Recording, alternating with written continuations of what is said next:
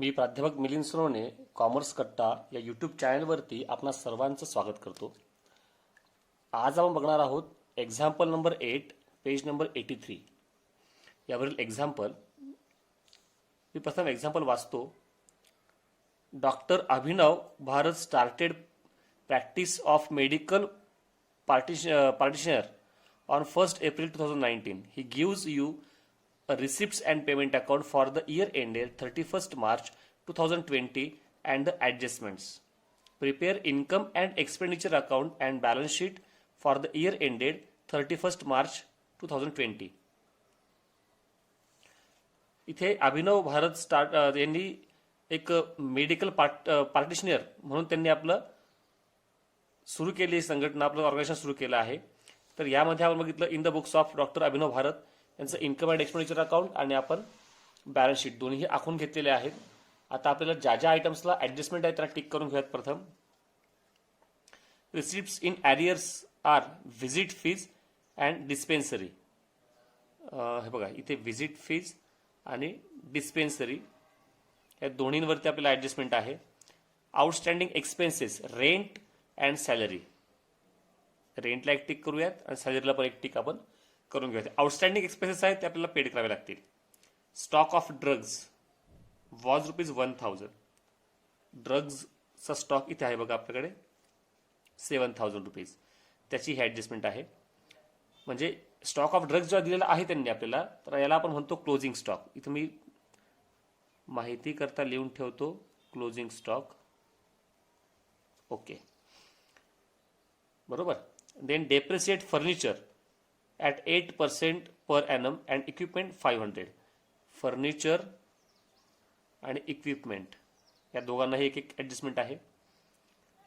आणि एक adjustment missing आहे याच्यामध्ये. 40% ऑफ कन्व्हियन्स फॉर डोमेस्टिक यूज. कन्व्हियन्सला पण एक ॲडजस्टमेंट असणार आहे. अशा प्रकारे हे एक्झाम्पल असणार आहे. ह्या एक्झाम्पलला आपण आता सुरुवात करूयात. बरोबर.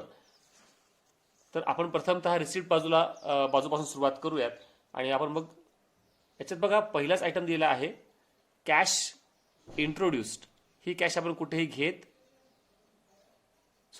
इंट्रोड्यूस आहे म्हटल्यानंतर हे कॅपिटल असणार आहे. आपलं काय असणार आहे? कॅपिटल. बरोबर. मग याला घ्यायचं आपल्याला लायबिलिटी बाजूला. आपण तिथे घेऊन टाकूयात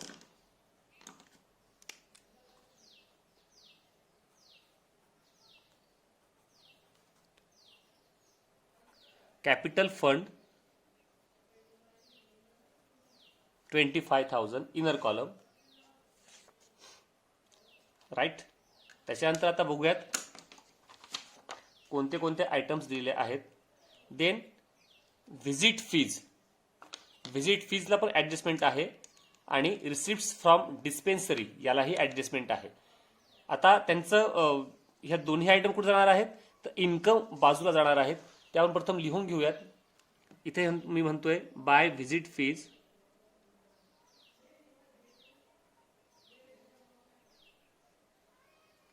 व्हिजिट फीजची अमाऊंट आहे ₹10,000 आणि मी ऍडजस्टमेंट एक जागा सोडतोय म्हणतोय रिसिप्ट्स फ्रॉम डिस्पेन्सरी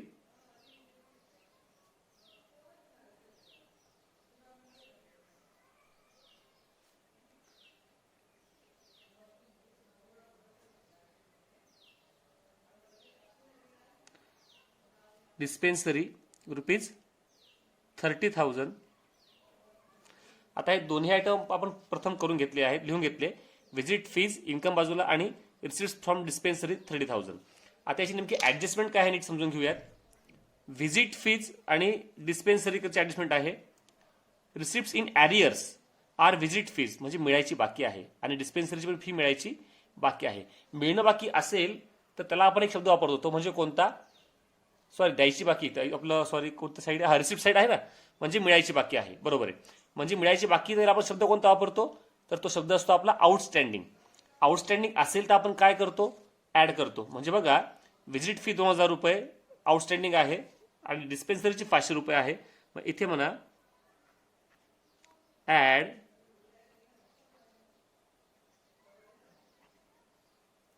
आउटस्टँडिंग ₹2,000 यांची बेरीज आपण आता आउटरला घेऊयात. 10 आणि 2 12,000 रुपये. आणि इथेही आउटस्टँडिंग आहे डिस्पेन्सरी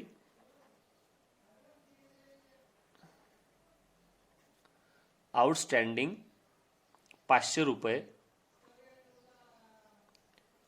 30,500 रुपये. बरोबर. मग याच्यानंतर जे आपलं आउटस्टँडिंग आहे याचा दुसरा इफेक्ट आपण दिला पाहिजे, तो म्हणजे आता याच्यामध्ये आउटस्टँडिंग म्हणजे काय, इन्कम आहे, मिळणं बाकी असेल तर ते आपले काय असते, ऍसेट असते. ऍसेट बाजूला जवळपास 4 ते 5 जागा सोडायची आहे आणि मग म्हणायचं आहे आउटस्टँडिंग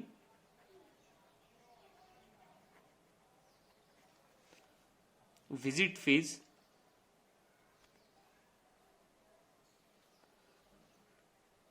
ती आहे आपली 2,000 रुपीज आणि आउटस्टँडिंग रिसिप्ट फ्रॉम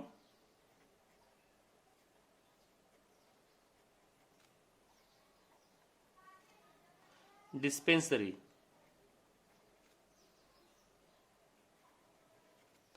₹500. म्हणजे ही आपली पहिली ऍडजस्टमेंट जी आहे संपलेली आहे, तिला आपण टिक करून घेऊयात. नंतर आहे सन्ड्री रिसिप्ट. सन्ड्री रिसिप्ट म्हटल्यानंतर हे देखील आपलं इन्कम आहे. इन्कम बाजूला आपण घेऊयात सन्ड्री रिसिप्ट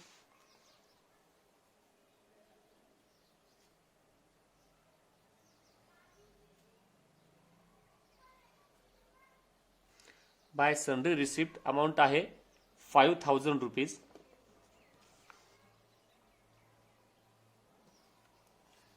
बरोबर. म्हणजे रिसिप्ट बाजूचे संपूर्ण आयटम संपलेले आहेत. आता पेमेंट बाजूला आपण जाऊयात. त्यातला पहिला आयटम आहे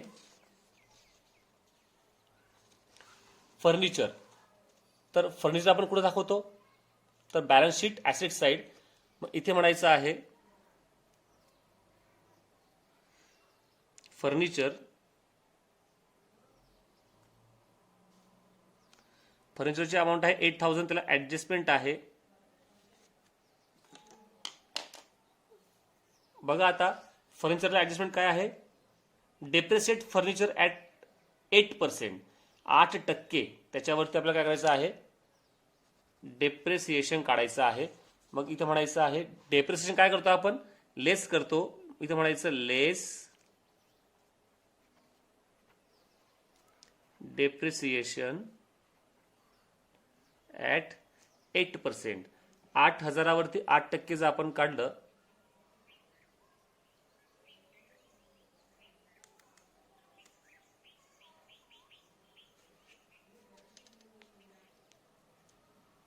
तर त्याच्यावरती आपलं येणार आहे 640 रुपये. आउटरला 7,360 रुपये. बरोबर. डेप्रिसिएशनचा आपण जेव्हा काढलो आहोत त्याचा सेकंड इफेक्ट आपण नेहमी देत असतो,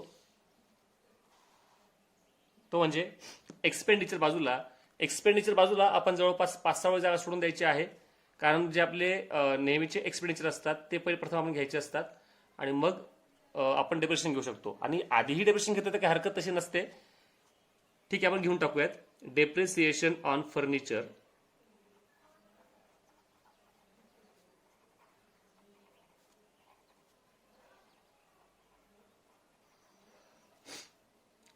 त्याची अमाऊंट आहे 640 रुपये. बरोबर. नंतर आहे इक्विपमेंट 500.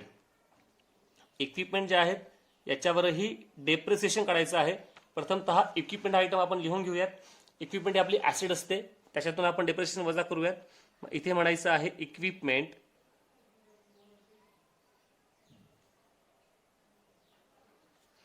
इक्विपमेंट्स 10,000. डेप्रिसिएशन त्यांनी काढून दिलेलं आहे,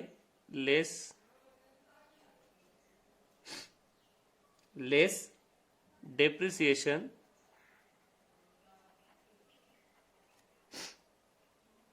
$500.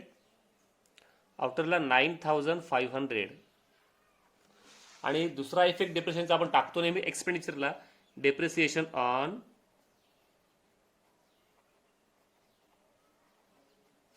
इक्विपमेंट 5,000 रुपीज, सॉरी 500 रुपीज आपण दाखवलेला आहे. त्याच्यानंतर पुढचा आयटम येतो drugs.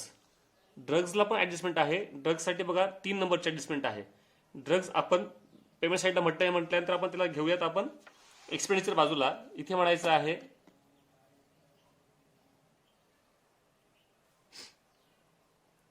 To drugs 7,000 inner column. हा आपला ओपनिंग स्टॉक म्हणू शकतो आपण याला, बरोबर.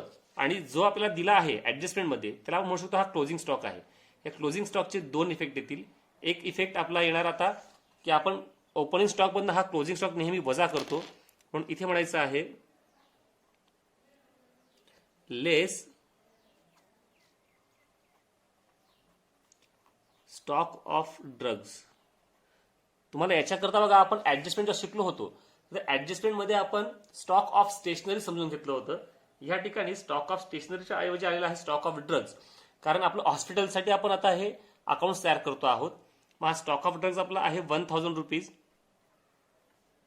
हा लेस केल्यानंतर अमाऊंट येते आपली आउटरला 6,000 रुपीज. आणि हा क्लोजिंग स्टॉक असल्यामुळे याचा सेकंड इफेक्ट आपण देणार आहोत ऍसेट साईडला. इथे म्हणायचं closing stock of drugs rupees 1,000, बरोबर. त्यानंतर सॅलरीज आणि रेंट याला ऍडजस्टमेंट आहे. दोन्हीही आउटस्टँडिंग आहे. सॅलरी आणि रेंट दोन्ही आउटस्टँडिंग आहेत. एक्सपेंडिचर बाजूला आपण प्रथमतः लिहून घेऊयात टू सॅलरीज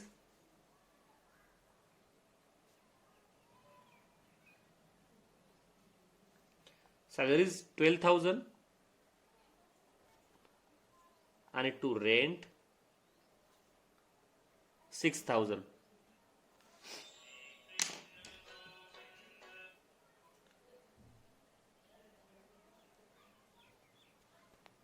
सॅलरीज आउटस्टँडिंग आहेत 1,000 रुपीज. आउटस्टँडिंग काय करतो आपण तर ऍड करतो. मग इथे म्हणायचं आहे ऍड आउटस्टँडिंग 1,000. आउटरला येत आहेत 13,000 रुपये आणि रेंट आउटस्टँडिंग आहेत 500 रुपये, म्हणून इथे म्हणायचं आहे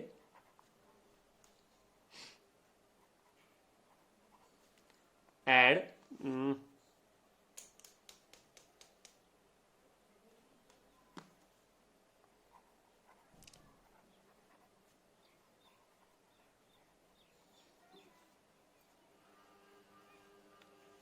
6,500 रुपये, बरोबर. आणि मग आउटस्टँडिंग म्हणजे आपण देणं बाकी असेल त्याची दुसरा इफेक्ट आपण कुठे देणार आहोत लायबिलिटी बाजूला. मग लायबिलिटी बाजूला आपल्याला इथे 3-4 आयटम आहेत ते आपण जागा सोडून देऊयात. आपण जवळपास 1 2 3 4 5 मग घेऊयात आपण शेवट घेऊयात. आउटस्टँडिंग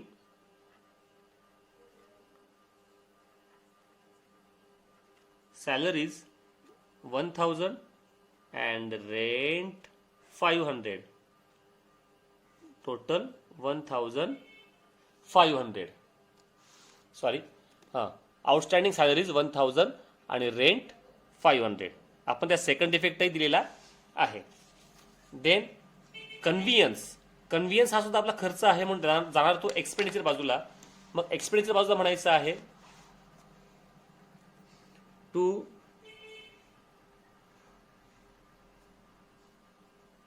कन्व्हियन्सची अमाऊंट आहे 4,000 रुपीज. तर ऍडजस्टमेंट त्यांनी दिलेली आहे 40% ऑफ कन्व्हियन्स फॉर डोमेस्टिक यूज. म्हणजे हे स्वतःच्या ऑर्गनायझेशन संघटनेकरता त्यांनी वापरलेलं आहे. म्हणजे हे एक प्रकारचे ड्रॉइंग्स असणार आहेत. हे काय असणार आहेत एक प्रकारचे ड्रॉइंग्स, बरोबर.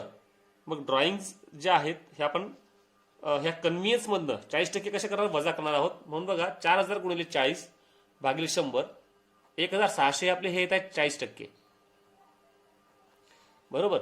मग हे 40% जे आपण शोधलेले आहेत हे काय करणार आहोत, आपण वजा करणार आहोत. मग इथे म्हणायचं आहे कन्व्हिनियन्स मध्ये लेस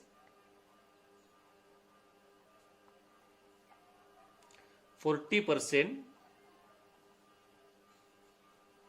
डोमेस्टिक 1600, म्हणजे आउटर येतात 2400. म्हणजे आता हे आपण ड्रॉइंग्स जे आहेत ना, या ठिकाणी त्यांनी ड्रॉइंग्स दिली बघा आपल्याला. हे एक ड्रॉइंग्स आहेत आणि हे नव्याने ड्रॉइंग्स आपल्याला मिळाले आहेत. बरोबर.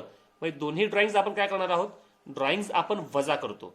बरोबर. कॅपिटल मधनं वजा करतो. मग कॅपिटल मध्ये आपण घेऊयात प्रथम हे जे ड्रॉइंग्स दिले आहेत पेमेंट बाजूला ते घेऊयात आपण. लेस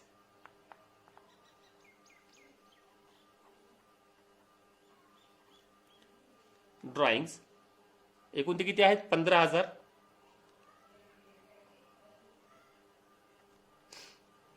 आणि परत लेस ड्रॉइंग्स कन्व्हिनियन्स, त्याची अमाऊंट आहे 1600 रुपये. आपण आता शोधलीत बघा. हा सेकंड इफेक्ट झाला. आणि हे जेव्हा सगळं वजा करतोय आपण तर अमाऊंट येते 8400 रुपयाची अमाऊंट आली पाहिजे. म्हणजे आपले कन्व्हिनियन्स जे आहे याची ही ऍडजस्टमेंट आपली संपलेली आहे. डेप्रिसिएशन पण संपली आहे, स्टॉक ऑफ ड्रग्स पण संपलेले आहे, आउटस्टँडिंग एक्सपेन्सेसची पण संपलेली आहे. आता जे आयटम्स राहिले आहेत स्टेशनरी, इलेक्ट्रिसिटी चार्जेस, जर्नल्स, हे सर्व आपले काय आहेत, एक्सपेंडिचर आहेत. आपण त्या एक्सपेंडिचर बाजूला आपण लिहून घेऊयात. To stationery 500, then by electricity charges to electrical charges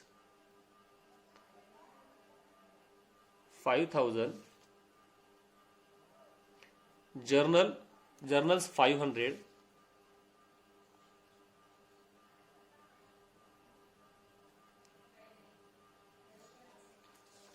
drawings already आपण घेतलेले आहेत आत्ताच.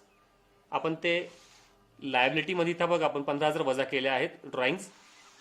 Then balance carried down. हा बॅलन्स कॅरेट डाऊन म्हटल्यानंतर हा बॅलन्स आपला असतो कॅश इन हँडचा, म्हणजे वर्षाच्या शेवटी शिल्लक असलेली रक्कम असते.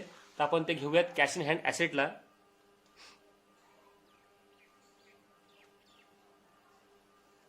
Cash in hand 2000 rupees.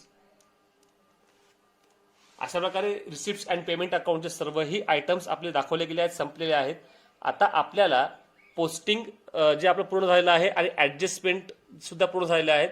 आता आपण एक्झाम्पल टॅली क्लोजिंग करत असताना प्रथमतः आपण इन्कम बाजू म्हणजे क्रेडिट बाजूची बेरीज करूयात. ते आपली क्रेडिट बाजूची बेरीज येते 47,500 रुपये क्रेडिट बाजूची बेरीज येते आहे. आणि डेबिट बाजूची बेरीज येते आहे 35,040. ही आपली डेबिट बाजूची बेरीज येते आहे. आणि वजा केल्यानंतर उत्तर मिळतं आहे 12,460. म्हणजे ह्या ठिकाणी इन्कम बाजूची म्हणजे क्रेडिट बाजूची बेरीज जास्त आलेली आहे. म्हणजेच इथं आपल्याला मिळणार आहे सरप्लस. मग ज्या बाजूची बेरीज जास्त आहे ती प्रथम लिहून टाकूयात.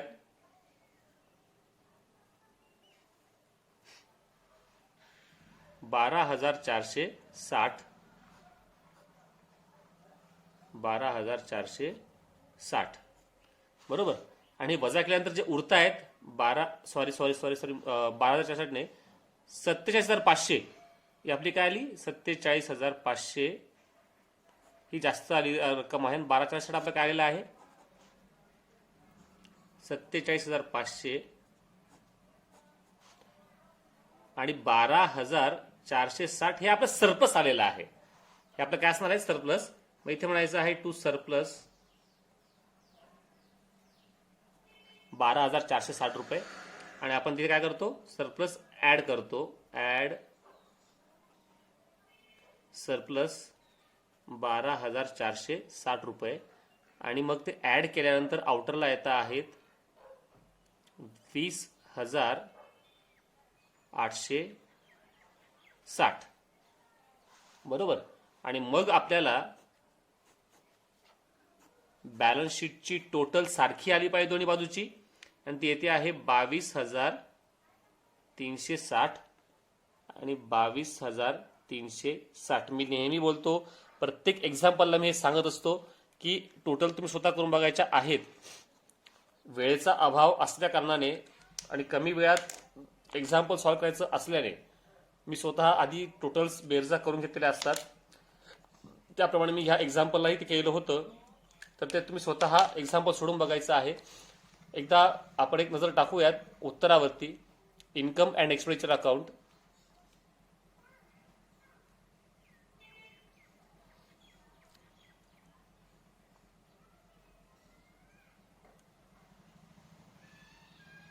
Balance sheet.